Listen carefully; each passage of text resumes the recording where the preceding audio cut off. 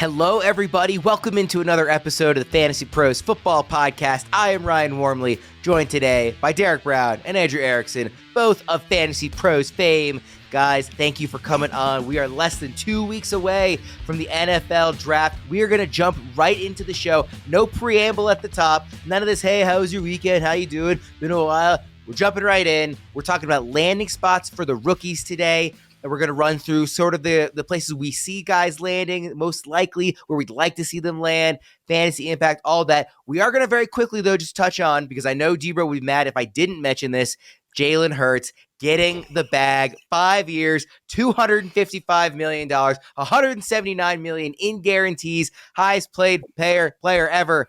Debro, we don't have a lot of time, but I will give you a short moment here to talk about Hurts. Jalen Hurts got the bag, baby!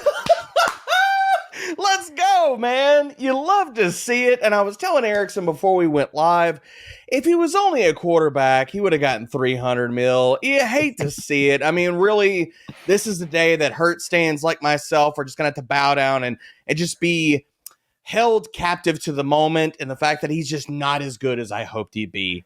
I was thinking about doing a bit where I set you up by pretending that you actually have hated Hurts all along, but I thought you might actually get mad and walk off the set of the show. I would have walked off. I even joked about that, so I decided to be genuine. Erickson, what did you make of Hurts getting the bag?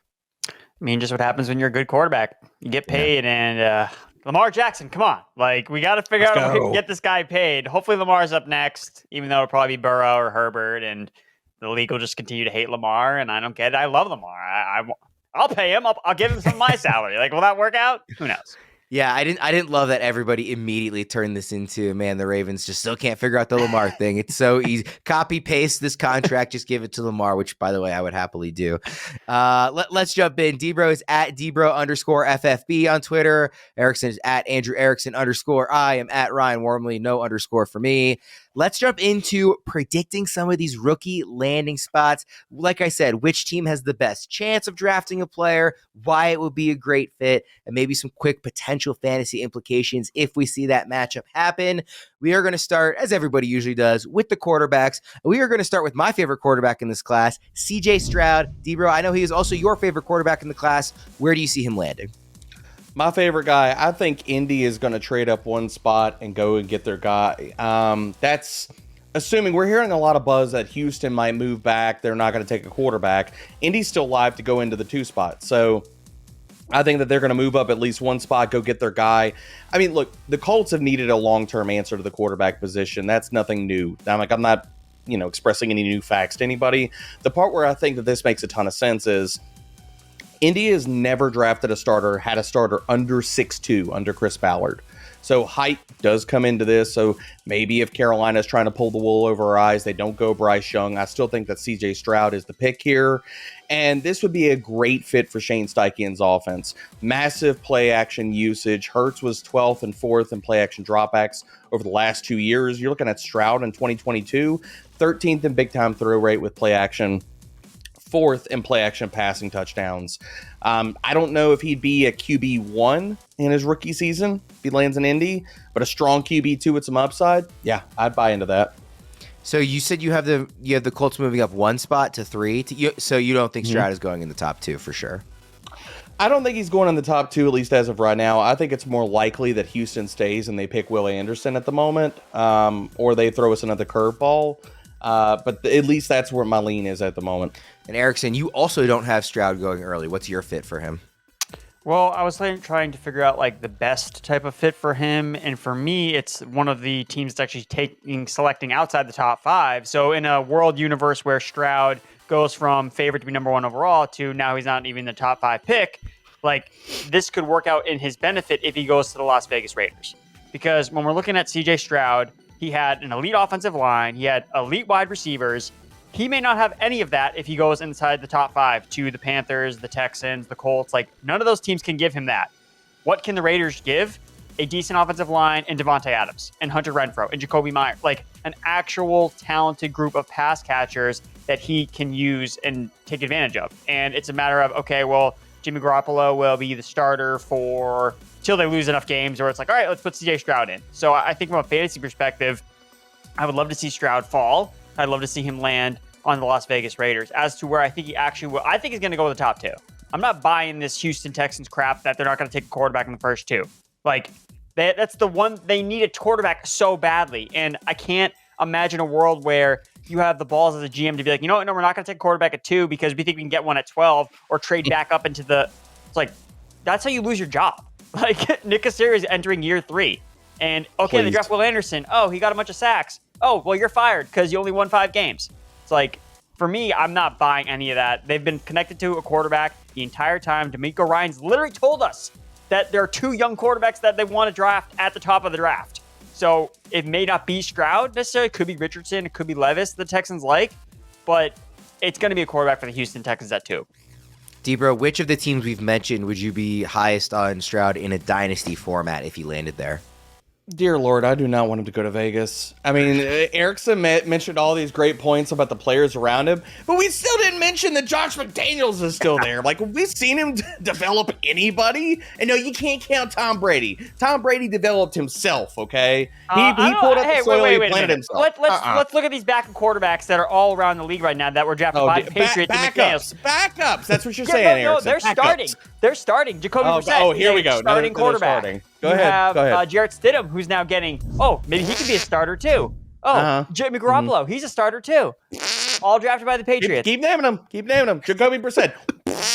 Come on, they're starting games. They're starting quarterbacks. Erickson, I'm sorry. If Jacoby Brissett and Jarrett Stidham are key pillars of your argument, you might have lost the argument. Hey, they're in consideration of starting quarterbacks in the NFL. That's all I'm saying. You can't say that McDaniels can't develop a quarterback. Mac Jones, he's a starting quarterback too.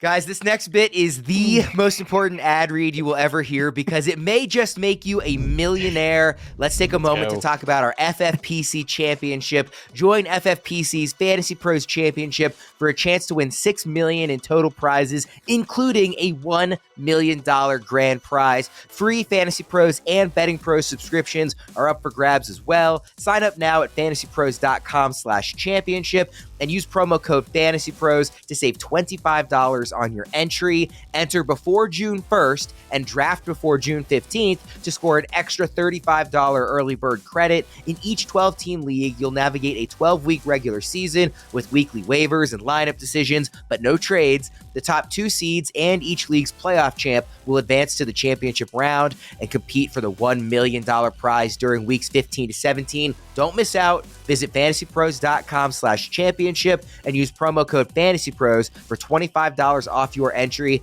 Happy drafting. By the way, CJ Stroud's FFPC best ball ADP at the moment is 153rd overall, but our next quarterback, Bryce Young, is actually going higher at 137th. Debro, what's your landing spot for Young? I'm just going to go with the chalk answer. I'm going to go Carolina Panthers here. I think that we've heard enough smoke. I think it's real. I do think that the size concerns does still give me a little bit of trepidation in that, like, maybe this is a curveball for Anthony Richardson, but I'm going to give Bryce Young to the Carolina Panthers. And I think this would be a great fit for Frank Reich, or with Frank Reich. I mean, you've had 2020 to 2021, they were 9th and 5th in screen attempts. We're talking about the size issues for Bryce Young.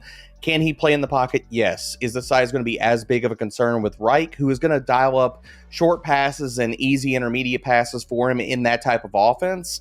I'd be down for Bryce Young going to Carolina. And Erickson, you have him going to Houston, which is sort of the other very chalky destination.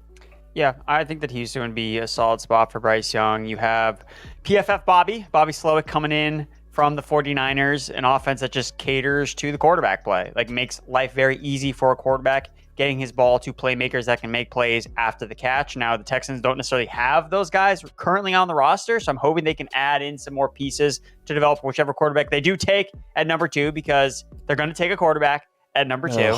That's what I think. I don't think they're going to trade back. So with Young there, I think that he can be a comparable quarterback. I think that he's the best quarterback in terms of an actual playing the position, but it's just his size concerns that the reason why he's not the consensus number 1 overall. Is he, I mean, he is the quarterback who's like most likely to not slip past 2, right? Like, I don't even know what the odds would be of him going outside of the top 2, but you know, everybody else, you hear at least sort of the case being made for why they might fall. You're not really hearing that for Bryce, at least beyond 2 typically, right, Erickson? No, because I think that the only concern is everybody knows what it is. Like, it's not like, oh, will he fit in our system? Will he be good? Like, we know he's going to be good. It's just a matter of, okay, like, what's his longevity if he is a smaller quarterback? And even, I would even say he kind of even put himself in a different tier from some of these other Alabama quarterbacks where the issue, and it's actually an argument that you use against Stroud, where it's like, well, he had an elite offensive line, he had elite pass catchers, whereas that's usually like the argument that was like, knock on Tua, knock on Mac Jones, where Bryce Young doesn't have that because he didn't necessarily have as many weapons as CJ Stroud did last year. You know, you're not talking about these Alabama receivers going in the draft in the first round this year or offensive linemen. So he actually did more with less around him, I think, last year, which is why I think he's going to be at least 1 or 2 no matter what. Going even higher than both of those guys in FFPC's Anthony Richardson, 134th right now in early best ball ADP on there. Debro, where do you have Richardson, who may have as high a ceiling as anybody, of course, with that rushing ability? Well, I mean, I would like to say Indy here, but I already sent CJ Stroud to Indy, so I'm going to go with Seattle. They have a top 5 pick. If Anthony Richardson falls outside the top 4, nobody trades up for him. I could see him fall down the board just a little bit. And with Seattle, I mean, he would have the ability to sit behind Geno Smith for 1 year. And again, we kind of go back to offensive designs here. Geno Smith was 8th in play action passing attempts last year. And inside of that offense, this would be a hand and glove fit for Anthony Richardson, who was 4th in play action passing grade last season, 13th in play action yards per attempt. So I would love for him to fall this far, sit behind Geno for a year, then take over, and then just sky's the limit. Given the fact that he has such limited experience starting in college and the fact that he's considered very raw, I think sometimes unfairly, obviously he does, need time to develop, but maybe not as much as people kind of phrase it around Richardson. But considering all that, Debro, is he the guy who's among the quarterbacks landing spot is going to be most relevant to you in terms of how you evaluate his future? In the sense of I want him to go to a stable coaching staff. Like, I don't want him to go to Vegas because if McDaniels gets ousted after this year, then you're talking about changeover from OC, head coach, things like that. Pete Carroll, and I mean, as long as he's got a heartbeat, is going to be the coach of the Seattle Seahawks. Like, especially after last year, turning the franchise around, all the things, winning the Russell Wilson trade. That is going to be a stable situation and one that I would love for him to land in. But I mean, hell, I don't think it happens, but you could toss Detroit in there. Same kind of idea. Erickson, what do you think? For Anthony Richardson, where I want him to go? Yep. Or on Debro? Okay, so for me, I have him going to the Tennessee Titans. They're the betting favorites, so ahead of the Raiders, Colts, Seahawks, and Carolina Panthers. When you look at Richardson in terms of the betting market, he's the favorite to be the number 3 overall pick. The Cardinals are picking at number 3 overall currently. So everyone is kind of, all the signs are pointing to us. There's going to be a trade here that happens. And when you look at logistical trade partners with Monty Ossenfort, who is the new general manager of the Arizona Cardinals, you're looking at a team like the Titans, who he came from the last 3 years. And you're looking at teams that have connections to the Patriots, because that's where he spent prior to his time in Tennessee, in New England. So there's obviously, could the Patriots trade up to number 3? Yeah, I think that's technically in the range of outcomes. And the same thing with the Raiders, where Josh McDaniels and Dave Ziegler have a relationship with the general manager of the Arizona Cardinals. Again, this is like real life stuff. This is how deals get done. Who do you know? It matters a lot. So those are the 3 top teams I would look at that would trade up for number 3. And it would be Richardson. Like, that's the guy that you want to hit the home run with. That's the guy you trade up for. So for me, it's the Tennessee Titans, because I want to see Anthony Richardson run the ball a ton. They showed some interest in having a mobile quarterback last year when they drafted Malik Willis. It obviously didn't work out. But that's not to say that they're not going to try it again with a better prospect and using higher draft capital. And I just want to see a guy as athletic as Anthony Richardson in the same backfield as a guy as athletic as Derrick Henry at the same time. I just think that'd be crazy to watch. And I think that you'd get a ton of value with Richardson, especially from the rushing upside in Tennessee. So can we get some workout videos? Like that would be the prime off season of combined workout videos of Anthony Richardson and Derrick Henry doing squats together. Like, oh man, I would be so here for that. Yeah, that would be incredible. I want to ask you guys before we move on to our last quarterback of the discussion, because Will Levis has sort of fallen to kind of 4th in the pecking order pretty definitively in most eyes. So of the top 3, let's set landing spots aside for a second. How are you ranking those 3 in Dynasty rookie drafts right now? Debro, starting with you. Stroud, Richardson, Young, and then Levis is at 4. And could landing spot change that for you, or that's kind of locked in? Nope. I'm much lower on Will Levis. Like, I see the intangibles, but he's so Erickson, scary. what about you on that? No, I have the same rankings with Stroud, Richardson, Young, and then Levis. I do have Richardson number one though in Superflex because I have Richardson number one in one quarterback leagues because I could care less about any type of floor a player can offer in a one quarterback league. I'm all ceiling. It doesn't matter if I can only start one quarterback. I want it to be Richardson. Whereas Stroud, because he has more of a floor, stability, he'll be a long time starter. There's more value to that in a two quarterback league where he doesn't necessarily need to be breaking the top 5 every single week versus, he's a top 12 quarterback. Like, that's really good and should be valued more in a two quarterback format. That's a great point. The context of the format you're in is really important, even when ranking within the same position. Let's get to Will Levis. He's going 207th in FFPC right now. D-Bro, you actually have him going to the same spot that Erickson had Richardson going. Yeah, I'm going to go on Tennessee. I just think that if you're looking at the easiest guy to kind of trade up for and them to talk themselves into, and honestly, it also lines up with my comp for him in my quarterback primer, Ryan Tannehill. I think that Tennessee could see the same things I do, rushing upside, but it's not going to be his bag. Strong arm, and also the ability to sit behind Tannehill for a little bit of time. I'm also a big fan of their offensive coordinator, Tim Kelly. What he did with Deshaun Watson was fantastic. I think that Levis would be in line to get some good tutelage from Kelly. But if you're Tennessee, do you want the next Ryan Tannehill? Not that Tannehill's been a bad quarterback, but he hasn't been good enough to say, like, we got to get the next guy who can do the same thing as him, right?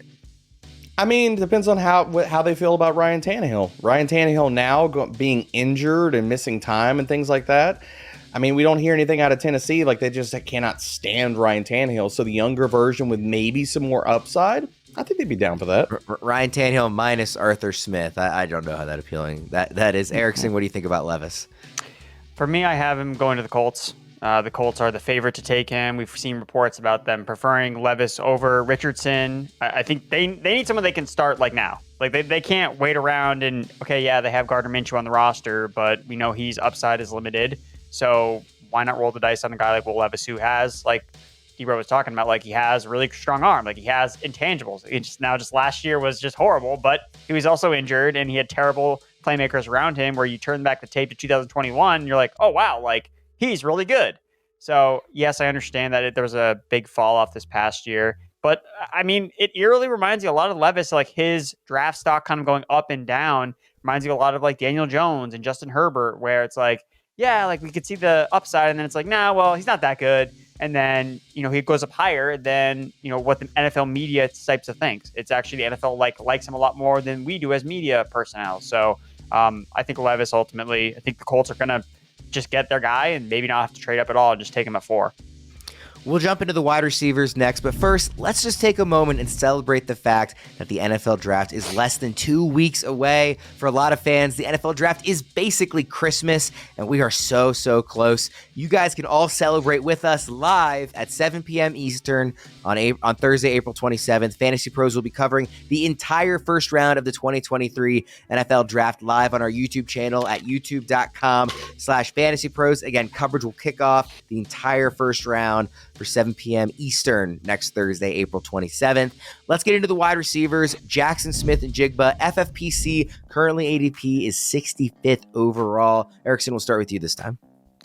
Jaxon Smith and Njigba to the Houston Texans. They are second in the betting markets, just right behind the Patriots for some reason. Everyone's being mocked everyone's betting on the Patriots to just draft all of these different types of players. Ugh. They're all in for a rude awakening when they trade back, and none of them go to the Patriots. So I like the Texans because of, I mentioned it before, PFF Bobby coming over from the 49ers, yards after the catch. Like, that's what the offense is predicated on. They don't have that guy right now that can create a lot of yards after the catch, make plays with the ball in his hands.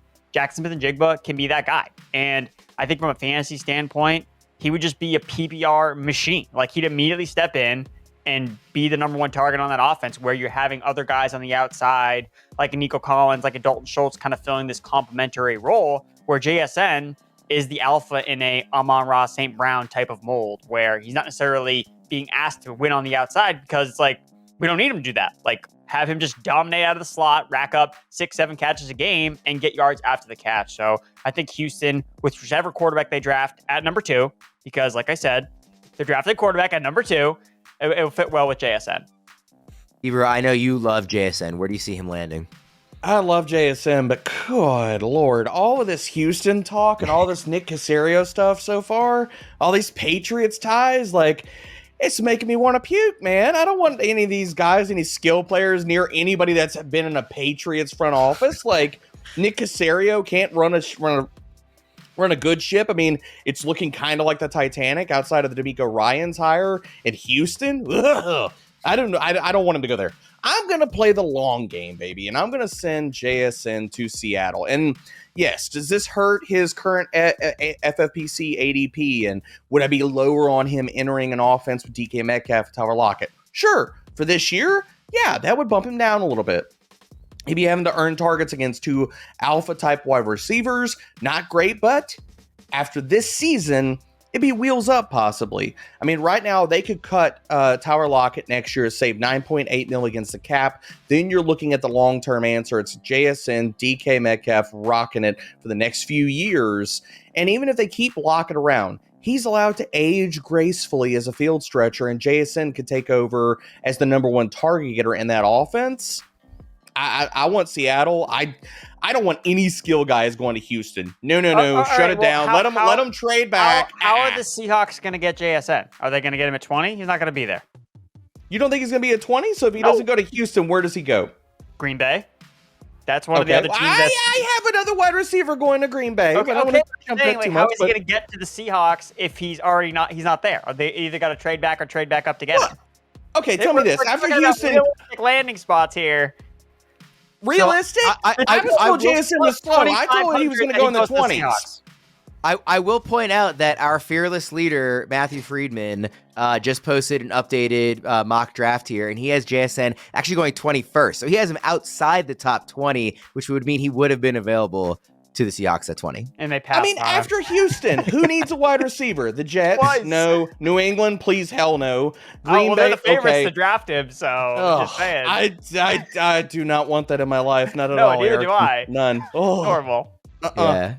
Freeman does point out that he is minus 265 at Bet Rivers to be the number 1 wide receiver selected, but he just has it coming later than most people do. Let's go to another wide receiver, Quentin Johnson. His FFPC ADP right now is 120th. And Debro, might this be the wide receiver that you said you had going to Green Bay?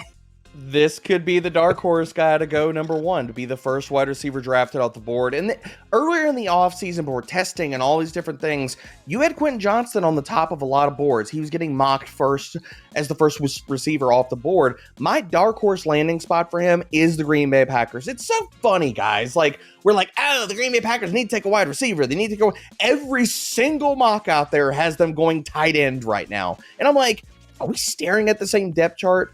Like, after Romeo Doubs and Christian Watson, you have Jeff Cotton, Samari Tourier, Bo Melton. These are the Are those real players? I was going to say, I'm not sure I even recognize 2 out of the 3. Ryan Wormeli? It is so bad, man. And the thing about it is, QJ would be a fantastic fit for how Green Bay runs their offense. It's all rack and yak, baby. You have Green Bay passing offense, and this is also teeing it up to be easier days for Jordan Love. Romeo Doubs didn't even play a full season. Neither did Christian Watson in full-time roles. They were both 18th and 24th in screen targets. Now you're telling me we could airdrop Quentin Johnson into an offense where last year in all of college FBS wide receivers, 50 more targets. He was 8th in yak and 6th in yak per reception. Yeah, give me that smoke all day. Him and Christian Watson just running over the middle and taking him to the house. I'm here for that. Erickson suggested that maybe I could make the depth chart of the Packers. We know Erickson wouldn't because we saw him attempt to run routes in Dallas on the team. Oh, my God. Ryan going for the throat, baby. Yes. Just an all-time great video. Jeez. Please go find it on the Fantasy Pros socials. Erickson, you have Quentin Johnson also going to an NFC North team. Yes, I have him going to the Minnesota Vikings. So they are at the third shortest odds to land Quentin Johnson. Now, the thing with Johnson, too, is like when I first did my evaluation of him in the beginning, I thought he was kind of like overrated. And now it's kind of like come like so far the other way where now everyone is like, he's overrated. Now I think it's like, well, I kind of think he's like underrated now because I've seen mocks where he doesn't even go in the first round anymore. Now, is he probably going to be the first receiver off the board? Probably not. But again, in this class of very small wide receivers, like there's going to be a team that's like, I want a bigger guy. I don't want another slot receiver. And I think we look at the Minnesota Vikings, they just lost Adam Thielen. They don't really have a tight end of concert, or excuse me, they have TJ Hawkinson, but you have Justin Jefferson there as the number one. KJ Osborne is a free agent after this year. So there's another need for another dynamic pass catcher in this offense. I think Quentin Johnson is a nice complement to those other guys who are really going to rule and dominate the inner parts of the field where Johnson can be that big play threat downfield, which is really more what he's been, and take plays after the catch. So he's not this contested catch savant that I saw comparables to. I saw a lot of DeAndre Hopkins. It's like, okay, because he has dreadlocks. Like, is that it? Because he doesn't catch the ball like Hopkins, like whatsoever. But when he gets the ball in his hands, like he runs guys over, which I really like. And something also I noticed when I was doing one of my latest mock drafts is particularly with TCU players, the mock draft industrial complex always undervalues TCU players. And I'm not sure it's because people have just been burned by TCU. You know, Jalen Reagor comes to mind, or just kind of that like, who was that other guy? Dotson. Just like these other TCU players that were just so bad that people are just like, oh, well, it's TCU. It's like gross. So they're going to be bad. Whereas you can't helmet scout. So for me, I think Quentin Johnson's kind of being underrated. And I think if he fell to the Vikings, I think it'd be a really good spot for him. There's a bunch of receivers in this range. The next one is Jordan Addison, currently 118th in ADP right now. Debra, where do you have him? Before I get to Addison, I just got to point this out. Minnesota plus 700 for QJ. Green Bay Packers plus 1,500. Yeah, give me those odds. But moving on to Addison, man, I want him to go to Buffalo. I think he'd be a perfect complement for this offense.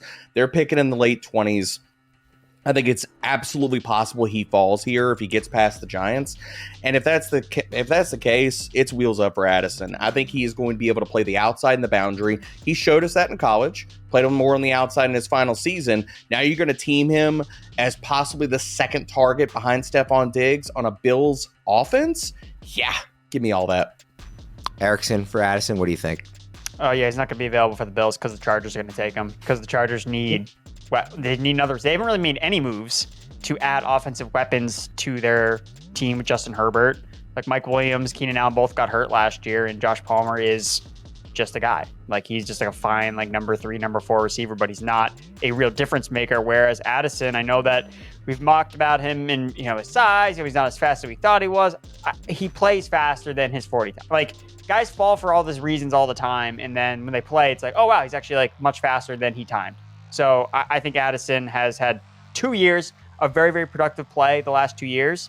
And interestingly enough, the wide receiver coach currently for the Los Angeles Chargers recruited Jordan Addison at Pittsburgh. So if there's anybody that has an inkling about Jordan Addison, and it's a guy, again, he's not receiving a ton of buzz because it's all about like his size. The Chargers are going to be like, this was a spot I was mocking the Chargers all the time. So I think Jordan Addison is going to be a smash spot here for the Chargers.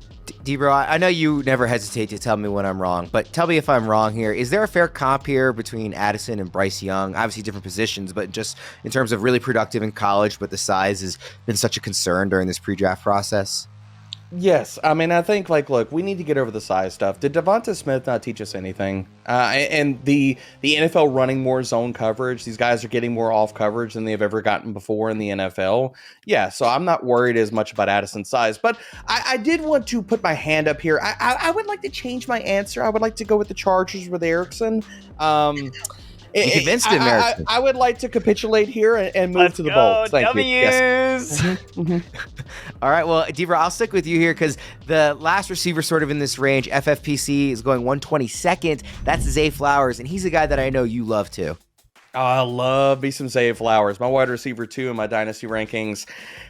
Look, this landing spot, I mean, Erickson and I are kind of seeing lockstep here. Just different guys fit in the bill here. And it's Zay Flowers going to the Vikings. I think playing opposite Justin Jefferson, Zay Flowers can play the inside, the outside. I think he'd be the number 2, or fight TJ Hawkinson to beat the number 2 target in this offense. You're telling me inside of a top 12 pace and passing rate offense, Zay Flowers, maybe top 24 upside in his rookie season? Don't think that's crazy to say. We've seen Kirk Cousins support multiple pass catchers, multiple wide receivers in multiple seasons. Why not Zay Flowers? Erickson, where do you have Flowers going? Seattle Seahawks. So very similar to the JSN to Seattle. It's kind of all for the same reasons, where you could see him taking over the number 2 role alongside DK Metcalf. A lot of people comp Zay Flowers to Tyler Lockett. That's not particularly my favorite comp, but I understand it because he's an undersized receiver that has a downfield ability. Basically, a lot of these slot receivers kind of check off that box as, oh, like he's Tyler Lockett if he really hits his ceiling. But I think with Zay Flowers, for me, the thing that kind of sold it was when you look up his best comps in mockdraftable.com, one of them is Dwayne Eskridge. So Dwayne Eskridge was a receiver that the Seattle Seahawks drafted 2 years ago in the second round that they wanted to be their number 3 guy alongside Lockett and DK Metcalf. He obviously has not panned out with injuries, and he was just overrated coming out of Western Michigan anyway. So instead of trying to take another second round pick on a guy that may be their number 3, they're just like, you know what? We have 2 first round picks. Let's take Zay Flowers. And I think Zay Flowers really does profile as like a Pete Carroll kind of guy. Like, you know, he was committed to going back to his senior year, and that's why he played his senior year. It's not because, oh, well, you know, he didn't declare early, so we can't use it. It's like, no, like he made a commitment to graduate and do all those things at Boston College. He didn't go to the Senior Bowl. He was at the East-West Shrine Game because he committed to it. Like, and even though it was probably in his better interest from a draft standpoint to go to the Senior Bowl, he committed to the East-West Shrine Game instead. So I think Zay Flowers is a Seattle Seahawks guy, and I have him as my number 2 receiver in basically all my mock drafts going to Seattle. Because he's got that dog in him, Erickson. He's got that dog in him. You tell me Carroll isn't going to, like, rip off his shirt, show up in a tank top. He was the only one that got yoked up for the combine. Every other receiver came in, like, super light, and then Zay Flowers like, yo. Just massive. 13 pounds, baby. Tell me him and Pete Carroll aren't going to be, like, doing, like, preacher curls like right after he gets, like, drafted. I'm here for it, dude. So here for it. Well, it would be really exciting then, Debro, if Richardson did end up in Seattle. We had Richardson and Zay Flowers, just workout warriors and together. DK Metcalf, we'd have like Yes. abs and like shirt off pics for days, dude. Twitter Yes. would break. Let's quickly squeeze in one last receiver here. Josh Downs, 185th in early ADP. Debro, where do you have him going? I have him going to Indy. With as much 11 personnel as Shane Steichen runs, I think that he could be the starting slot wide receiver opposite Pittman and Pierce. And Indy's kind of like the Packers of the AFC. Like, outside of Pittman and Pierce, who do we have filling out this third wide receiver role? Oh, okay, Isaiah McKenzie, who's never shown that he could sit here and be a full-time player. Mike Strawn? No. Ashton Dulin? No. So I think it's going to be Josh Downs, and I think that would be a great fit for them considering the amount of 3 wide sets that they use. I wouldn't be high on him in his rookie season, like wide receiver 4-ish type, but I think it'd be a good fit. Erickson, what do you think on Downs?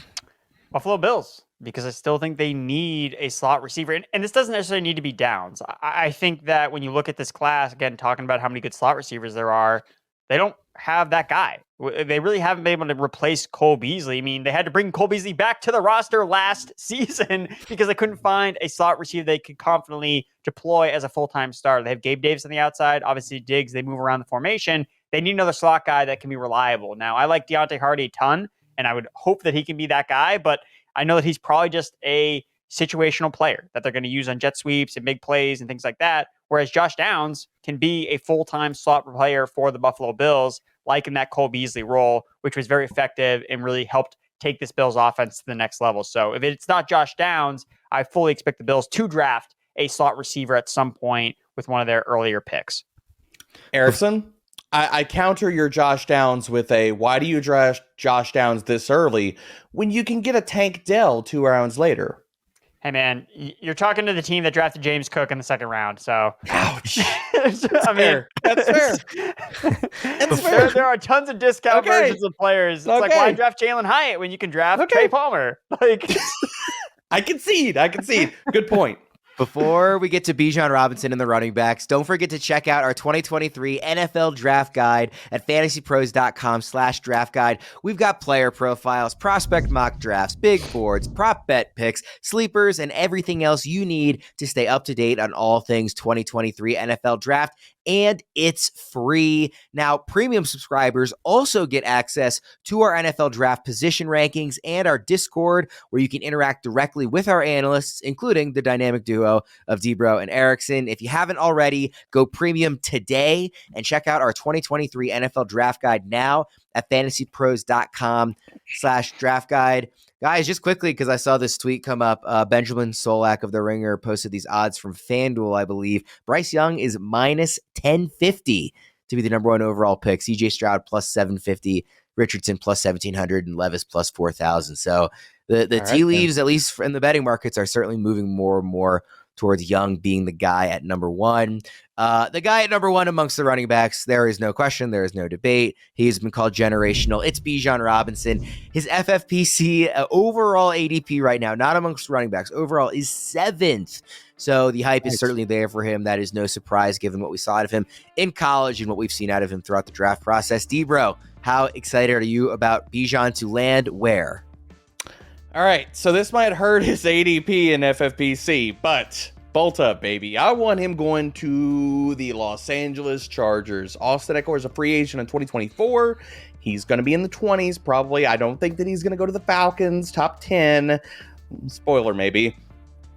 Kellen Moore has shown that he's willing to sit here and deploy a two-back system, and it's worked really, really well. So I want Bijan Robinson going to the Chargers because, one, this is a fantastic offense. And two, yes, Kellen Moore has also shown that he's going to sit here and ride one back. So after Austin Eckler's out of here in 1 year, you're looking at an offensive coordinator that gave Ezekiel Elliott, that's Zeke, opportunity shares that rank 20th, 9th, and 5th. So bell cow Bijan Robinson in 2024, yeah, I'm here for that. For redraft only, Debro, what is the worst possible landing spot that you would have him ranked lowest? And the answer might be there isn't one where you would still have him high no matter what. Gonna go none. Okay. I'm gonna take the option of none. I mean, Bijan Robinson, if you're drafting him and a team is throwing a first round pick at him, he's gonna be the guy. Like, let's not just, throw any kind of like curveballs here. I know Austin Eckler, and I'm talking about the Chargers here, but Bijan Robinson would probably be the favorite even in that scenario to get the goal line carries. Well, if you had to repurpose the question, not to, worst landing spot, but where would you then feel, where would he have to go where you'd feel more uncomfortable? Because right now he's a top 5 pick. So where would you feel more uncomfortable? He's on the Patriots. You gonna draft him in the top 5? Like that? If the Patriots are tossing a first round pick at the running back position, yeah, I will. So there's no spot where you would rank him outside your top 5 overall players? No, I mean, I just said if he goes to the Chargers, I would bump him down a little bit. But I mean, what's the floor? Regardless of any spot he goes to, what's the floor? Top 15? Yeah. Still maybe like hugging up the RB1 range, maybe low end RB1. Like even if you send him to like the freaking Commanders. I feel like he's locked into an RB1 in drafts no matter where he lands. Maybe not top 5 depending on landing spot, but I don't see any. But his price might be top 5 in that way. If he goes to the Commanders and you have to what's still your spend worst a top case 5 scenario, pick. Erickson? Like what's the doom and gloom? All like hellfire is raining down, and we're all just like, no, I can't draft him 101. It's less for me about where he lands and more about the perception of the market on where he lands. Like right now he's a top 5 pick and we don't even know where he's going. So right now he's being drafted at his ceiling. Like there's no spot where he then is going to jump Justin Jefferson and Jamar Chase, right? Is there? Okay. So if he goes to Tennessee, then I just think that I'm willing to buy the discount if he goes to a place that someone views as like, oh, like it's not that great. Like is Dallas like, if Tony Pollard is there, like how much work does he get in Dallas? Like, does that make people come off him, or is it just no, we don't care, he's gonna be a top 5 pick no matter what? So I do think it's we don't care, he's the number 1 overall pick no matter what in rookie drafts. I don't think there's any landing spot that could knock, even super flex, that could knock him out of the top spot. But redraft, I think it's the more interesting question. And Erickson, where do you have him landing? For me, it's Falcons. Like they're not passing on him. He's going to the Falcons. I don't see. You don't think they go edge? Like, dude, really? You're talking about a team that drafted Kyle Pitts and Drake London back years as the best offensive players on the board without any care in the world about how they're going to use them in their offense. And they're going to enter the Arthur Smith jokes. Is that where we're going? And now they have a running back who they actually can use in their offense, who's going to be the best offensive player on their board, and they're not going to take him. That's blasphemy to me. Like, it's so obvious for me that they're going to take Bijan Robinson. I know it's taken me a little bit of time to come around on this, as we hate running backs in the NFL draft, but it's like, get it together. Like, he's a top 5 player on everybody's big board in the NFL. So if the Falcons can get him at 8, they're going to draft him. How many tears would you cry into your pillow about your man's Tyler Algier at that point? I'm very sad about it, but I'm just like trying to be realistic, and it's like, well, you know what? He's good, but Bijan is better. Bijan's better than 95% of the starting running backs in the NFL already. So I think maybe even higher than 95%. Yeah, I mean, what backfield would he go to where he's not like the RB1? I don't. He's gonna be the dude. Know if it exists. Tennessee, like, I guess. I don't know. That's about it. Well, let's go to a guy that there's less consensus on, although he is the consensus number 2 running back in the class, and that's Jahmyr Gibbs, FFPC 48th, which is higher than I expected to see in that early best ball ADP value. Debra, where do you have Gibbs? Oh, FFPC, baby. It's always going to be the running backs that catch passes, getting the puff and the praise, baby. So for me, I think that both where his ADP or his EDP is shifting out as far as where people are expecting to go. I think if you're looking at in the 50s and the 60s in the second round, I'm going to send him to South Beach. I think the Miami Dolphins basically brought back Raheem Mostert and Jeff Wilson, which are puffed up one-year deals. So that's just giving them insulation that they didn't have to reach. But if Jahmyr Gibbs falls in their laps, Mike McDaniels has shown, and this goes back to San Francisco, they have no qualms about giving an undersized back a heavy workload. And also, if you're talking about, like, okay, putting Jahmyr Gibbs in a system where he's going to have a lot of wide zone. 40% of his runs last year at Alabama were out to the perimeter. The man averaged 5.8 yards per carry on those runs. So now you're going to drop him into South Beach and say, yeah, it's all good. For inside zone, up the middle stuff, we got Jeff Wilson. He can handle that. We're going to get you on the edge, and we're going to allow your 4.3 speed to eat people alive. Yeah, that'd be a really nice landing spot for Jahmyr Gibbs. Debra, I know you and I have talked a bit about in rookie drafts, Gibbs kind of falling a bit. He's not going to fall past about pick 6, but he's sort of fallen a little behind JSN and those 3 quarterbacks, and of course Bijan in a lot of rookie mocks. If he lands in a place like Miami, would he still be around that 6 range for you, or are you bumping him up? So I'm actually lower than consensus on Gibbs. Right now, my Superflex ranks on fantasypros.com. I've got Gibbs as the 110. Oh, wow. So he's my RB3 behind Charbonnet, and we'll get to the beautiful landing spot for Zach Charbonnet here in a little bit. But if he were to land in Miami, I'd probably be bumping him up probably like to 7 or 8. I'd bump him up a few spots, maybe above QJ and Addison. Erickson, are you more in line with consensus on Gibbs? No, not really. I think he's kind of overrated, honestly, especially in pre-draft because of he's not a bell cow back. Like he is so landing spot dependent, in my opinion. I love you so much, Erickson. This is a great take. Like, if he goes to a place where he has to be used as a receiver, and we talk about the skill of receiving is so much different than the usage of a receiving, because teams have to make the commitment to be like, all right, we're going to get this guy the ball through the air. And not every team does that. We see bad running backs get used in the passing game, and we see good pass catching running backs not used in the passing game all the time. Josh Jacobs. It took teams so long to figure out, hey, let's throw this guy the ball. DeAndre Swift says hi. So for me, it's where is he going to go? Is he going to get a lot of volume? He weighs less than 200 pounds. You look at the track record of fantasy running backs, finishing top 24 that are less than 200 pounds. It's non-existent. They just don't exist. And the comp for Alvin Kamara is Alvin Kamara weighs 20 more pounds, but he's Alvin Kamara. It's not just okay, he's a good receiver, but he's not Alvin Kamara. So I think Gibbs is very landing spot dependent. And even though I do like the Miami landing spot, is that going to happen? Miami hasn't invested a lot in running backs ever. It goes back to, I think his name was Daniel Thomas or something like that, the second round, Kenyon Drake. Those guys were round 2 and round 3 picks later. So for me, for Gibbs, the way I could see his ADP going to the moon is what we see all the time with these teams Super Bowl rosters, picking at the end of round 1. They're like, we don't really need anything right now. We can take a luxury pick, and it's the Cincinnati Bengals. Like, if they're like, we don't want Joe Mixon, like he's out the door, they don't have Pirine, Chris Evans isn't going to be the guy, go to an offense where we've seen Joe Burrow pepper running backs with targets. So if Gibbs is in that offense, okay, you've seen the usage before with some of these receiving backs. And if it's him then splitting time on early downs with a veteran running back that they bring in or someone else that they draft or Travion Williams or Chris Evans or whatever, you could see Jahmyr Gibbs being a fantasy factor in that Bengals offense that likes to throw the ball. And we've seen Joe Burrow target the running backs positions before. So that's my favorite spot. And the betting odds are the Bengals are second shortest odds to land him, behind only my New England Patriots, of course. Don't say it. Oh, my God. The Patriots just keep sneaking into this episode. I don't understand why the Patriots are favored to get all these players. They have one pick. It's because nobody knows what New England will do. If they don't trade back, well, crap, we don't know who they're going to pick. We'll just toss some odds in there. Erickson is doing with the Patriots what I usually do with the Ravens, which is just forcing them into every possible conversation on this show. Pretty much. The fact that we're talking about the Ravens right now. So Erickson likes the Bengals for Gibbs. D-Bro, that's where you like for Charbonnet.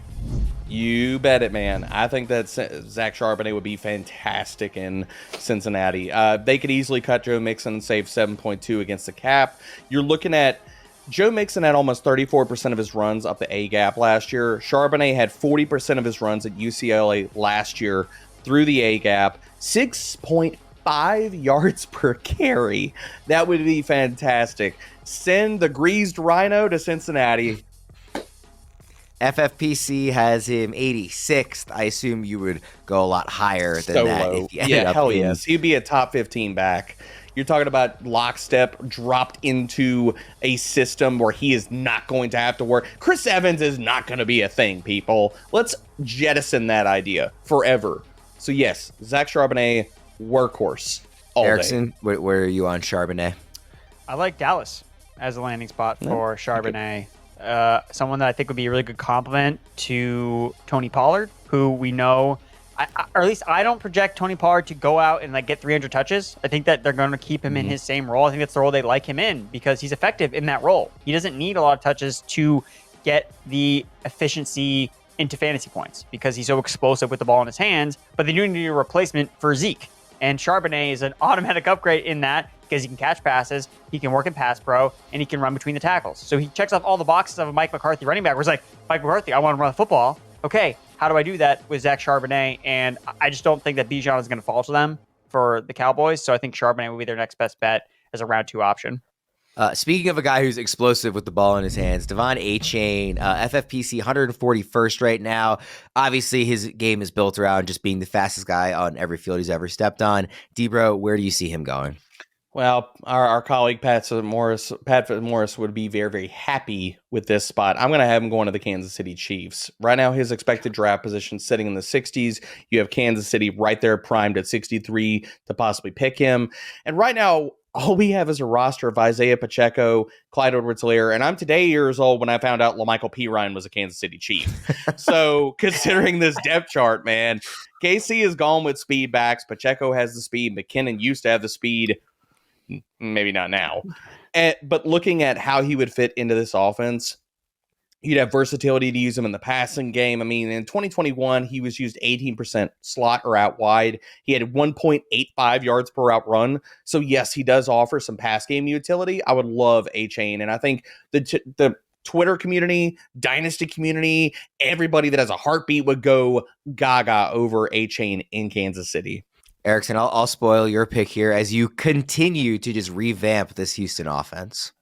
Houston offense needs speed. Right now, guys, off the top of your head, who do you think is the fastest skill player on the Texans? Crap. One of the wide receivers. It's Nico Collins, Dameon Pierce. Not a lot of speed guys. John Mechie, who's coming off obviously injuries, so we don't know how fast he is. They just don't have a lot of speed, and that's something that's important in a 49ers scheme offense. You need zones to open up, and I think Devon Achane fits that mold, where Dameon Pierce can take all the punishment between the tackles, and then they just rip off Achane on this wide open gap, and he runs for an 80-yard touchdown on 5 carries. So I think Achane would be a good fit for the Houston Texans. I think overall Achane, though, for me, look, I get that he's fast, but what's more important? That he's really, really fast, but he's also undersized. So you're supposed to be fast when you're undersized, or the fact that you'd rather have a bigger running back who can handle 20, 25 touches per game. Is that Achane's game? I don't really think so. So I have concerns about him from like a workload standpoint, how much volume he'll get at the NFL level. I definitely think it's an interesting spot with the Texans and, like you said, the San Francisco offense. Just you can so easily sort of see him filling that Jeff Wilson role theoretically as Same thing, Yep. They just always have these speed guys who don't need a lot of touches to make a really big impact. Let's get to the tight ends here to wrap up the show. We'll start with Michael Mayer, who is going 147th in ADP and FFPC. That is the highest amongst the rookie tight ends, although I don't think he's your guys' favorite tight end, at least not Debro's, right? No, I mean, Michael Mayer, I would have him going to the Dallas Cowboys. He is not my tight end one, but you're talking about if there's any kind of buffoon coach that would spend a first-round pick on a tight end and they'd be like, well, he can't block that well. I'm going to sit him down behind some guys. Sounds like a McCarthy thing to do, right? That's why I'm going to send Michael Mayer to the Dallas Cowboys, because Mayer is a 3-down tight end. He was 5th in PFF run blocking grade, ahead of, yes, even Darnell Washington last year. So I think Mayer would be a true 3-down guy and possibly a low-end tight end 1 even in his rookie season. Erickson, where do you have Mayer ranked at the position, and also where do you have him landing? At the position in terms of my rookie rankings, I still have him number 1. I mean, I kind of flip-flop him and Kincaid. I'll probably end up changing I really don't have a strong take on either of them to be my number 1. To be honest. So that's probably why I'm going to kind of lean on landing spot with them. And my landing spot for him is Green Bay. And it's super chalky, and it's probably not going to happen because Green Bay is one of these teams. When I went back and looked at some of these past mock drafts, Green Bay is one of the teams that the consensus is always wrong about who they draft. And even last year, they took a linebacker, Quay Walker, like very earlier than anyone else thought. And then they took Devontae White when we're all like, oh, they got to draft a receiver. And then they just didn't do that. So the fact that he is such a heavy favorite makes me so much more like, oh, you know what? They're probably going to draft like Brian Branch because everybody hates safeties. And the Packers are going to draft Brian Branch instead at 15 overall. So, but it makes sense. In my head, they need a tight end. Michael Mayer can do everything they want from a blocking standpoint, from pass catching standpoint. Now, he's not super dynamic with the ball in his hands, but he just kind of checks off all of the boxes of like, he can block, he can catch, he can do all these things. And the Packers just need some bodies or some people and players to create an offense for Jordan Love to find some success. And Debro, is Dalton Kincaid the guy that you have at tight end 1? Yes, Kincaid is my unquestioned tight end 1. I know it sounds like I'm crazy at the moment, like because I comped him to Travis Kelce, but I'm not alone in that, people. Okay, I'm not the only person out there saying, look, this guy moves and looks like Travis Kelce on the field. But these comparisons are real. I have him going to Cincinnati, and Zach Taylor can come out of the media and talk about, oh, we have like our tight ends to block and blah blah blah, all he wants to. Okay, but your moves say otherwise, sir. Irv Smith can't block. Hayden Hurst can't block. CJ Uzomah can't block. Drew Sample can't block. This is pretty much your entire tight end roster over the last few years and right now. So you're talking about Dalton Kincaid as the best pass-catching tight end in this class, bar none. He's been top 12 in basically every efficiency metric you look at tight ends for the last 2 years. Yeah. Dalton Kincaid to Cincinnati and give them a real upside playmaking weapon behind Jamar Chase and T. Higgins. And yes, I'm throwing some Tyler Boyd shade here, would be beautiful. And Erickson, this is where you have Dallas taking a tight end is Kincaid, who, by the way, is 152nd in FFPC, so 5 spots behind Mayer. Yeah, so I think Dallas is definitely a team they're looking for pass catchers, and I think tight end. I know that Jake Ferguson, I know Pat Fitzmaurice loves the Ferg Daddy, but I don't think that they feel like they can be okay with going into the season with them as their starting tight ends. You know, they were late round picks last year, and if you can upgrade on a very talented tight end class to fill the role by Dalton Schultz, we've seen Dak Prescott succeed with tight ends and those types of offenses. So I think Kincaid would make a lot of sense there, but only if Mayer's not there. Like, I think that Dallas would prefer to have Michael Mayer because the thing with him, and I remember just watching Mayer for the first time, it's like he just screams like Jason Witten, and Jerry Jones is like, oh, baby, I get to get another Jason Witten for another 15 years with Michael Mayer. I think Jerry Jones would be like, well, that's going to be the pick. So, and I saw a report too that said if Mayer's on the board, like there's no way that Dallas would pass on him. So I think that if Kincaid, or if Mayer was there for Dallas, I think that he would be the pick. Now, those are the clear 1 and 2 tight ends, in most rankings. And originally in our outline, that was the only 2 tight ends we were going to talk about. But Debro, you insisted that we add Sam LaPorta as well. You're damn right. We're going to talk about Sammy Ballgame. That's going to happen. Okay. I interjected that. I was like, no, we are talking about Sam LaPorta. And I have him going to the Washington Commanders, which everybody could just kind of, snub their noses at, that type of landing spot. But let me illuminate this to you. Washington, Curtis Samuel is a free agent after this year. They could even cut him right now and save $5.8 million against the cap. You're talking about a tight end with fantastic pass game chops, great movement skills. He was 7th in yards per route run last year. He led all tight ends in man coverage targets. He was top 3 in every man coverage thing that you could look at for a tight end. And he now lands with Eric Bieniemy at the controls of the offense. Yeah. Sammy Ballgame to Washington. He's 214th in FFPC ADP, by the way. So obviously that would go up if he does get the draft capital you're talking about. Erickson, where do you have LaPorta? Miami Dolphins. They need tight end. They didn't re-sign Gesicki. They traded away Hunter Long and Sam LaPorta coming from Iowa. You have Mike McDaniel is pretty familiar with tight ends from that school. Obviously being with George Kittle and the 49ers, dude's a yak monster. And that's another element to this offense that he can then take advantage of with Jalen Waddle and Tyreek Hill. So I think Sam LaPorta is going to be a Miami Dolphin in the second round. Book it. And going 1 spot behind LaPorta is Darnell Washington, 215th overall in FFPC. And once we added LaPorta, Erickson, you said, well, we got to add Washington as well. So I'll start with you on him. Where do you have him landing? Yeah, because they're both going to be going in the second round, and people are going to there's going to be takes about Darnell Washington. And be like, oh, what do I do with him now that he's on the Las Vegas Raiders? And be like, you're going to stay away from Darnell Washington. I think that the Raiders, again, they signed Austin Hooper. They have OJ Howard, a bunch of Jags. So you might think, oh, Darnell Washington, he'll step in. He's not competing with the best tight end in the country anymore from Georgia. Like, he can be the number 1 tight end there. He can be Gronk. Like, we're going to see that. People are going to be like, he's Gronk. Like, it's going to be Rob Gronkowski rookie year all over again. I'm like, no. Like, it's because of how well he's built as, like, a blocker, it's going to be problematic for him in fantasy, I think, because I don't think he's going to have a full-time role. You could definitely see a carousel with him and Austin Hooper. But I think that McDaniel is going to like a guy like Darnell Washington because he does profile like Gronk, because he can do all these different types of things. And he's a committee tight end. And that's like the kiss of death.